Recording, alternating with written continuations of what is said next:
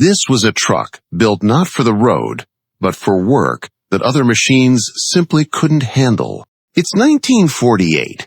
America is rebuilding, and at that exact moment, Ford reveals something that would change everything. This is the Ford F-7 Big Job.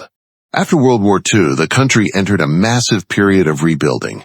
Roads, bridges, cities, everything had to be built almost from scratch, and for that, passenger cars weren't enough anymore.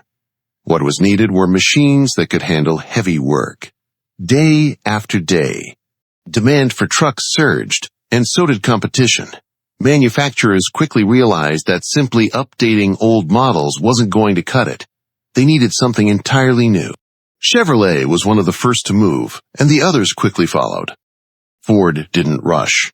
But when the company finally made its move, it wasn't just a redesign. In 1948, Ford introduced a completely new truck lineup, the F-Series, known as Bonus Built. And within that lineup, a machine appeared with a very simple name, Big Job.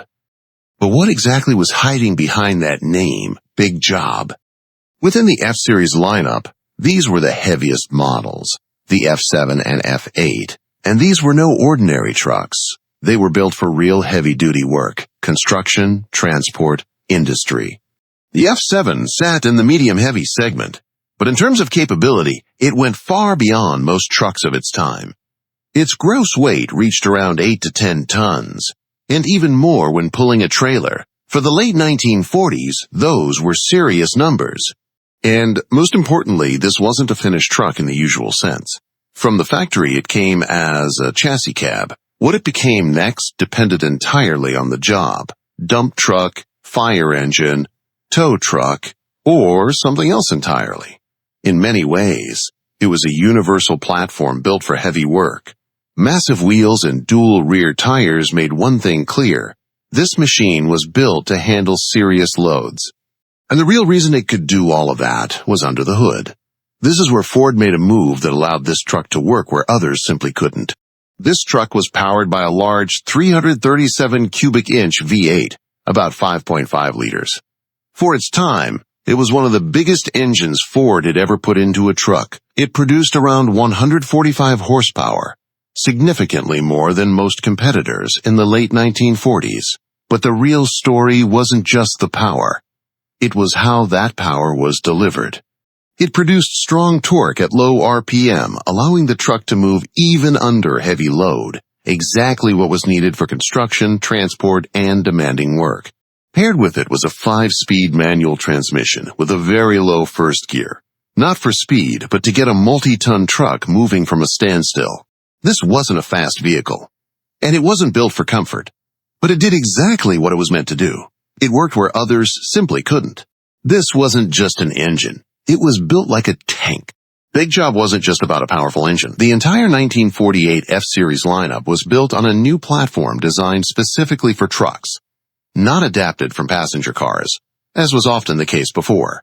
One of the key improvements was the suspension. Ford moved away from older designs and introduced more modern shock absorbers, making the truck more stable and predictable in real work conditions.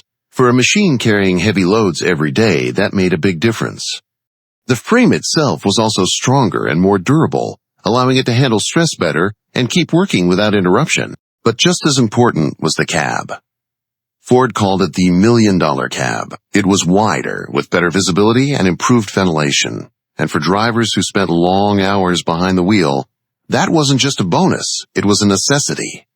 That's exactly why Ford called these trucks bonus built, because they were designed not just for the load, but for the driver as well.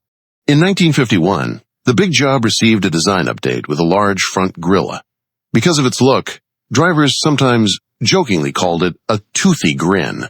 The Big Job quickly became part of post-war America. It was used everywhere, on construction sites, in industry, on farms, and in fire services. This was a machine that worked where things needed to be pulled, moved, and handled under constant load.